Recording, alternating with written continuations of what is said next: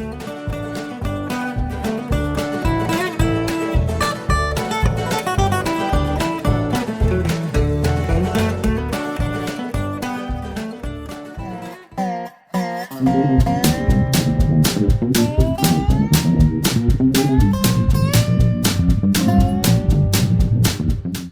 everybody, how you doing? Welcome back. It's March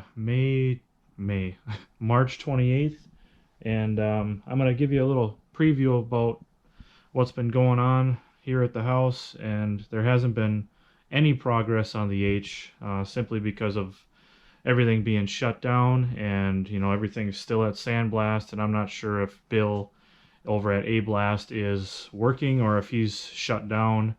And then the radiator was put on hold because of the shutdown as well. So as of right now, one of the big reasons we haven't gotten the hydraulic pump back together is because I was waiting on this. And if you guys haven't seen Squatch's video on his transmission recoating on the inside for the X231 project, I'll put a link below. Check out that video. But essentially, we got to coat the casting areas that are basically oil bath. So this area here, we have to coat this small area, and this small area. And we are also going to do the inside of the clutch housing, the inside of the transmission housing. So when we get that stuff back, that Glyptal enamel, which is essentially a sealant for porous casting surfaces and things like that. So it allows better fluid transfer and drain back, and it also prevents any residual sand, if there's anything stuck in the casting, from coming out. So that's where we're at with that. Hopefully we can get this hydraulic pump put back together by the end of this weekend. And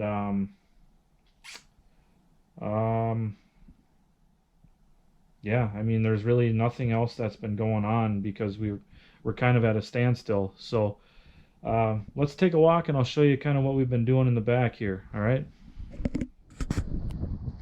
Okay, so if you guys remember when we first moved into this place 2 years ago, roughly, this will be our third summer. This line right here. So basically where the case tractor is, this, I'll call it the leaf line. That was where the edge of the yard stopped, and it was all brush, buckthorn, poison ivy, you name it. But most of you know that I cleared down below these oak trees last year, and this spring I've been working on clearing much further back, and I've got this huge pile of brush. This one of 3 piles, but I've got this huge pile of brush that's just from the last week that I've been clearing. So the area I'm standing in now, this is that pallet boardwalk that we made, and essentially this was just a path. There was no clearing on either side here. All of this area here was all buckthorn. All of this area here was all buckthorn. Essentially it was this line of trees is where I had stopped clearing some of these smaller trees here, this one and those, but I've cleaned probably another 20 foot deep into the swamp, and then all the way around I've cleared, and back there I probably cleared another 40 feet. So it's kind of a diagonal line from that corner back towards that corner. You can see this brush pile here, but that's the big brush pile. Back there's another brush pile. Might as well walk back in there. So there's another brush pile, and this is, I mean, it's soft back here. It's holding water. There's another brush pile. And of course the tractors are up top here. But I'll show you guys, I'll show you a before and after, or a before and current picture, just to give you guys kind of an idea of how far this has come. If I was standing here in the summertime, there's no way you'd be able to see the house from here. So it's kind of nice having this opened up, and my hope is with this open, there'll be a lot more sunlight that gets to this area, so it'll dry out a lot more and it won't be so mucky and nasty. But you never know. I mean, water does its own thing. So one other thing I wanted to update you on is I did order a external microphone for this camera. I finally decided to pull the trigger on that, and then you know, the adapter kit and all that.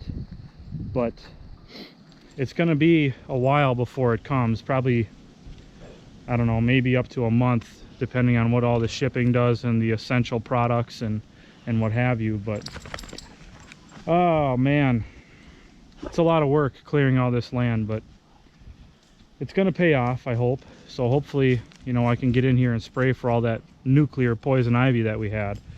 But one other thing I want to show you, we did try clearing, I don't know if you remember the first fall we lived here, but we did try clearing a little bit down here with the M. There's some videos of me actually pushing the brush up this hill to get it over into the yard so that I could burn it. But that one I probably am just going to burn in place, that big pile there. I'm not too worried about it since everything's so wet down here. But we did get that M stuck right here, and you can still see exactly where it was. This was the left rear tire, that was the right rear tire, and those were the front wheels. And this thing was buried sitting on the drawbar, and the front wheels were completely underneath the water. And these holes, ever since we got it out, these holes have never drained from water. So that just goes to show you how wet it is in this small spot. Everywhere else, I mean, probably up to that strip of logs, I could probably drive a tractor down this hill, over here, around and back up. But right here, for whatever reason, it's a low spot, and I got stuck. And boy was I stuck. But oh, I didn't think we were going to get it out, but thank God we did.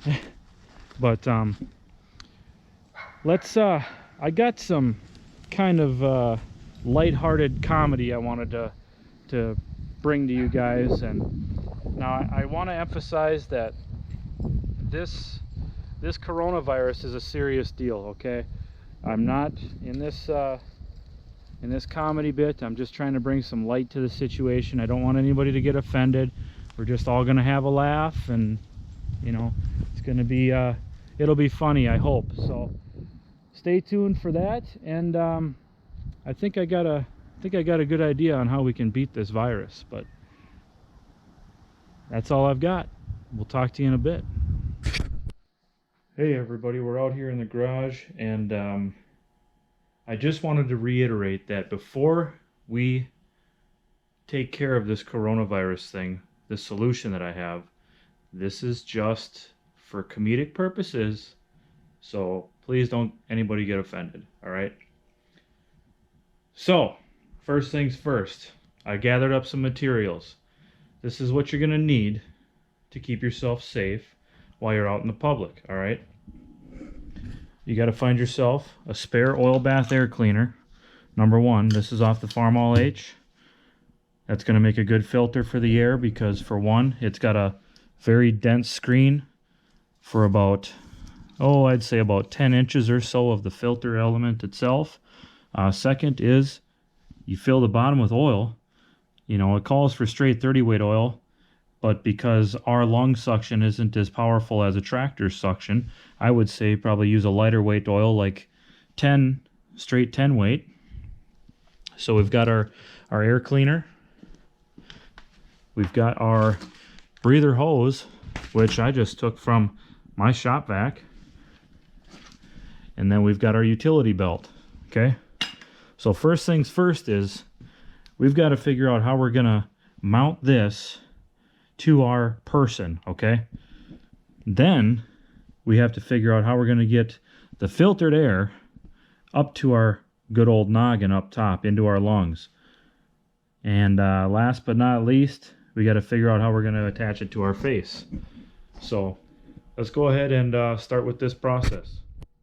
Okay, step one. We're going to feed the ratchet strap, which is doubling as our utility belt, through the mount bracket on the side of the air cleaner. That will allow us to hang the air cleaner off of our person and become more of a hands-free type of scenario, so you're not constantly holding this air cleaner, which can be quite cumbersome. Step 2, attach the breather hose with your preferred method. I used blue painter's tape because when we're done with this whole ordeal, it's not going to leave any glue or residue on the air cleaner, which will allow easier cleanup. There's the final step. You get the breather up to your mouth and attach it in a very, I would call it orthodox method. Okay, you got to block off your nose so that you're not sucking ambient air from somewhere else, possibly having that disease. We've got our breather hose hooked up. We've got our canister. We're good to go. Top her off with some oil, and we're protected against the virus, people. That's all you got to do. That's the coronavirus survival tips from an antique tractor enthusiast. Stay safe, everybody. Thanks for watching. And as always, thanks for wrenching with me.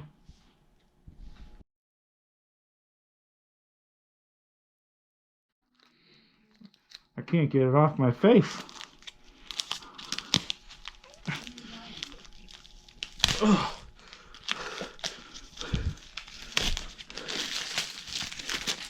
Ugh. It almost works too good.